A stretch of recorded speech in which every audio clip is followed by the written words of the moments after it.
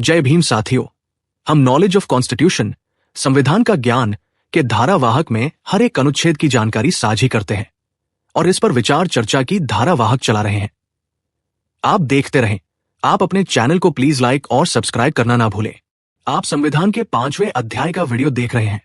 पिछले अनुच्छेद में संसद के विशेषाधिकार की 32 वीडियो बनाकर इसके 105 तक कुल अनुच्छेदों की जानकारी साझा कर चुके हैं। आज हम इस अध्याय के अंतर्गत आज के एपिसोड में सांसद वेतन और भत्तों 33वीं वीडियो बनाकर इसके 106वें अनुच्छेद की जानकारी साझा करेंगे। ये अनुच्छेद भारतीय संविधान के एक महत्वपूर्ण अनुच्छेद से लिया गया है। ये स्पष्ट करता है कि संसद के दोनों सदनों के सदस्यों को कितना वेतन और भत्ता मिलेगा। जय भीम साथियों, आज की वीडियो के बारे में आपको चुंबर साहब ने बता ही दिया है कि आज हम सांसद वेतन और भत्ते पर बात करेंगे। बता दें कि यह पाठ भारतीय संविधान के एक महत्वपूर्ण अनुच्छेद से लिया गया है। यह स्पष्ट करता है कि संसद के दोनों सदनों के सदस्यों को कितना वेतन और भत्ता मिलेगा, यह निर्धारित करने का अधिकार संसद के पास है। जब तक संसद इस संबंध में कोई कानून नहीं बनाती, तब तक उन्हें वही भत्ते मिलेंगे जो संविधान लागू होने से ठीक पहले डोमिनियन ऑफ इंडिया की संविधान सभा के सदस्यों को मिलते थे। यह प्रावधान विधायकों के पारिश्रमिक के लिए एक कानूनी ढांचा स्थापित करता है, जिससे उनकी वित्तीय शर्तों को समय समय पर समायोजित किया जा सके। संक्षेप में, यह अनुच्छेद सांसदों के वेतन और भत्तों को विनियमित करने की प्रक्रिया को रेखांकित करता है। चलो आओ सुने विचार चर्चा। अनुच्छेद 106, सदस्यों के वेतन और भत्ते। संसद के किसी भी सदन के सदस्य ऐसे वेतन और भत्ते प्राप्त करने के हकदार होंगे जो संसद समय समय पर विधि द्वारा अवधारित करे, और जब तक उस संबंध में इस प्रकार उपबंध नहीं किया जाता है, तब तक भत्ते ऐसी दरों पर और ऐसी शर्तों पर प्राप्त होंगे जो इस संविधान के प्रारंभ से ठीक पहले भारत डोमिनियन की संविधान सभा के सदस्यों की दशा में लागू थी। नमस्कार। आज हम एक ऐसे सवाल पर बात कर रहे हैं जो अक्सर आप जानते हैं चर्चा में रहता है। कभी कभी थोड़ी गर्मा गर्म बहस भी हो जाती है इस पर। सवाल यह है कि हमारे चुने हुए प्रतिनिधि, मतलब हमारे एमपीज, संसद सदस्य, इनकी सैलरी और भत्ते वगैरह कैसे तय होते हैं? कौन तय करता है? क्या इसका कोई सिस्टम है, कोई संवैधानिक आधार है, या बस ऐसे ही? तो इसका जवाब ना हमें सीधे अपने संविधान में ही मिलता है। हमारे पास आज स्रोत के तौर पर संविधान का एक बहुत महत्वपूर्ण हिस्सा है, अनुच्छेद 106, और ये इसी पूरी प्रक्रिया पर, इसी सिस्टम पर रोशनी डालता है। तो आज कोशिश यही रहेगी कि ये जो संवैधानिक व्यवस्था है, इसके पीछे की जो सोच है, उसे आसान शब्दों में समझें। चलिए तो फिर शुरू करते हैं, इसको खोलते हैं जरा। ये सोचना ही अपने आप में बड़ा इंटरेस्टिंग है कि भाई जो लोग पूरे देश के लिए कानून बना रहे हैं, उनका अपना मेहनताना, उनकी अपनी सैलरी कैसे तय होती है। हमारा स्रोत हमें सीधे संविधान के उस प्रोविजन तक ले जाता है जो इसकी जड़ है, लगता है। तो सबसे पहला सवाल तो यही है, ये अधिकार दिया किसको गया है? क्या सरकार तय करती है या कोई और बॉडी है? स्रोत का पहला हिस्सा क्या कहता है इस बारे में? स्रोत का पहला हिस्सा, मतलब अनुच्छेद 106 का क्लॉज 1, वो ये कहता है कि संसद के दोनों सदनों के सदस्य, यानी लोकसभा और राज्यसभा दोनों के सदस्य, ऐसे वेतन और भत्ते पाने के हकदार होंगे। ये शब्द जरूरी है, जो संसद समय समय पर कानून द्वारा निर्धारित करे। अच्छा, इसमें तो 3 बहुत अहम बातें हैं: संसद, समय समय पर और कानून द्वारा। पहले संसद की बात करते हैं। इसका मतलब ये पावर सीधे लेजिस्लेचर यानी विधायिका को ही दे दी गई।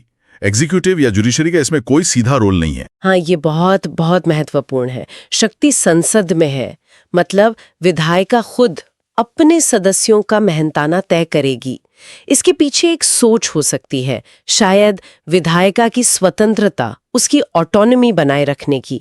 अगर ये शक्ति कार्यपालिका के पास होती तो शायद आप समझ सकते हैं ये एक तरह का दबाव बनाने का जरिया बन सकता था विधायिका पर। ये एक इंटरेस्टिंग पॉइंट है, विधायिका की स्वतंत्रता। पर इसमें एक अजीब सी बात नहीं लगती कि वही लोग अपनी तनख्वाह तय कर रहे हैं जो उसे लेने वाले हैं? कहीं ये हितों का टकराव, मतलब कॉन्फ्लिक्ट ऑफ इंटरेस्ट जैसा नहीं है? ये सवाल बिल्कुल जायज है और इस पर दुनिया भर में बहस भी होती है। संविधान बनाने वालों ने शायद ये सोचा होगा कि संसद, जो कि जनता की प्रतिनिधि है, वो इस शक्ति का इस्तेमाल जिम्मेदारी से करेगी। और यहीं पर दूसरा महत्वपूर्ण शब्द आता है, कानून द्वारा। कानून द्वारा। इसका क्या मतलब है? क्या ये सिर्फ एक सरकारी ऑर्डर या नोटिफिकेशन से नहीं हो सकता? नहीं, बिल्कुल नहीं। कानून द्वारा का मतलब है कि इसके लिए एक प्रॉपर लेजिस्लेटिव प्रक्रिया अपनानी होगी। एक बिल, एक विधेयक संसद के दोनों सदनों में पेश होगा, उस पर बहस होगी, वोटिंग होगी और फिर राष्ट्रपति की मंजूरी के बाद ही वो कानून बनेगा। तो ये प्रक्रिया अपने आप में एक पारदर्शिता लाती है और इसे एक मनमाना फैसला बनने से रोकती है। ये एक पब्लिक प्रोसेस है जिसकी स्क्रूटनी हो सकती है। अच्छा, तो ये कोई बंद कमरे का फैसला नहीं है, एक पूरी विधायी प्रक्रिया से गुजरना होगा। इससे कुछ हद तक तो हाँ जवाबदेही बनती है। हाँ, कम से कम सैद्धांतिक रूप से तो यही मकसद है। कानून बनाने की प्रक्रिया खुद ही एक तरह का चेक और बैलेंस है। अब तीसरे हिस्से पर आते हैं, समय समय पर। ये क्यों जोड़ा गया? क्या वो एक फिक्स्ड अमाउंट तय नहीं कर सकते थे? देखिए, समय समय पर शब्द जो है ये इस प्रोविजन को एक लचीलापन, एक फ्लेक्सिबिलिटी देता है। संविधान निर्माता जानते थे कि भाई वक्त के साथ आर्थिक हालात बदलेंगे, महंगाई बढ़ेगी, कॉस्ट ऑफ लिविंग बदलेगी। अगर वो कोई फिक्स्ड रकम संविधान में ही लिख देते तो हर बार उसमें बदलाव करने के लिए क्या करना पड़ता? संविधान संशोधन, जो कि बहुत लंबी और जटिल प्रक्रिया है। बिल्कुल, हर कुछ साल में संविधान संशोधन सिर्फ सैलरी बढ़ाने के लिए, ये तो बड़ा व्यावहारिक होता। हाँ, ये बात तो सही है। बिल्कुल, इसलिए समय समय पर शब्द संसद को यह अधिकार देता है कि वो बदलती जरूरतें और हालात के हिसाब से कानून बनाकर वेतन और भत्तों में बदलाव कर सकें। ये एक डायनेमिक प्रोविजन है जो इसे वक्त के साथ रिलेवेंट बनाए रखता है। कुल मिलाकर अनुच्छेद 106 का जो पहला हिस्सा है वो ये तय करता है कि एमपीज की सैलरी भत्ते तय करने का अधिकार संसद के पास है। यह अधिकार कानून बनाकर इस्तेमाल किया जाएगा और ये व्यवस्था बदलती परिस्थितियों के हिसाब से एडजस्ट की जा सकती है। एकदम सही। ये शक्ति, प्रक्रिया और लचीलापन तीनों को साफ तौर पर बताता है। ये दिखाता है कि संविधान बनाने वालों ने संसद पर भरोसा तो जताया, लेकिन साथ ही एक पारदर्शी प्रक्रिया का पालन करना भी जरूरी बनाया। लेकिन यहाँ एक और सवाल दिमाग में आता है। संविधान लागू हुआ 26 जनवरी 1950 को। ठीक है जी, पर पहली चुनी हुई संसद तो 1952 में आई। हाँ, 1952 में। तो इस बीच के टाइम में क्या हुआ? या मान लीजिए पहली संसद बनने के बाद भी उन्हें इस पे कानून बनाने में कुछ वक्त तो लगा होगा। तब तक क्या सदस्यों को कोई सैलरी या भत्ता नहीं मिला? क्या वो बिना किसी सपोर्ट के काम कर रहे थे? यानी क्लॉज 2 काम आता है। उन्होंने एक अंतरिम व्यवस्था, एक इंटरिम अरेंजमेंट का इंतजाम किया था। अच्छा, तो एक टेम्पररी सिस्टम भी था, वो क्या था? अनुच्छेद 106(2) कहता है कि जब तक संसद इस बारे में कानून द्वारा कोई व्यवस्था नहीं करती, तब तक सदस्यों को वही भत्ते उन्हीं रेट्स पर और उन्हीं शर्तों पर मिलेंगे जो इस संविधान के लागू होने से ठीक पहले भारत डोमिनियन की संविधान सभा के सदस्यों पर लागू थे। ओह, तो उन्होंने पीछे मुड़कर देखा और जो सिस्टम संविधान बनाने वाली असेंबली के लिए था उसी को कहा कि भाई जब तक नया कानून नहीं बनता यही चलेगा। ये तो काफी क्लेवर सॉल्यूशन लगता है। हाँ, ये बहुत सोचा समझा कदम था। इसका मुख्य उद्देश्य था कंटिन्यूटी, निरंतरता बनाए रखना। संविधान लागू होते ही कोई वैक्यूम या कंफ्यूजन की स्थिति पैदा न हो। जब तक नई चुनी हुई संसद अपना कानून नहीं बना लेती, तब तक एक सेट सिस्टम काम करता रहे ताकि सदस्य अपना काम बिना रुकावट के कर सके। और आधार बनाया गया संविधान सभा को, मतलब वो सभा जिसने खुद ये संविधान बनाया था। क्या इस चुनाव का कोई खास मतलब था? बिल्कुल, ये सिर्फ एक कोई एडहॉक व्यवस्था नहीं थी। ये उस सम्मानित संस्था के सदस्यों के मानकों पर आधारित थी जिसने देश की नींव रखी। इससे उस अंतरिम व्यवस्था को एक तरह की लेजिटिमेसी, एक सम्मान भी मिला। ये दिखाता है कि संविधान निर्माता शायद भविष्य की संसद के लिए एक बेंचमार्क भी सेट कर रहे थे कि कम से कम संविधान सभा के सदस्यों के बराबर तो हों। तो ये एक पुल की तरह था, एक ब्रिज जैसा, जो संविधान सभा के दौर से लेकर पहली संसद द्वारा बनाए गए कानून तक सदस्यों को सहारा देता रहा। आपने बिल्कुल सही समझा। ये एक ब्रिजिंग प्रोविजन था जो ये पक्का करता था कि सिस्टम स्मूथली चलता रहे। ये संविधान बनाने की बारीकी को दिखाता है कि कैसे उन्होंने लगभग हर मुमकिन स्थिति पर विचार करने की कोशिश की। ये वाकई कमाल का है कि कितनी दूर तक सोचा गया था।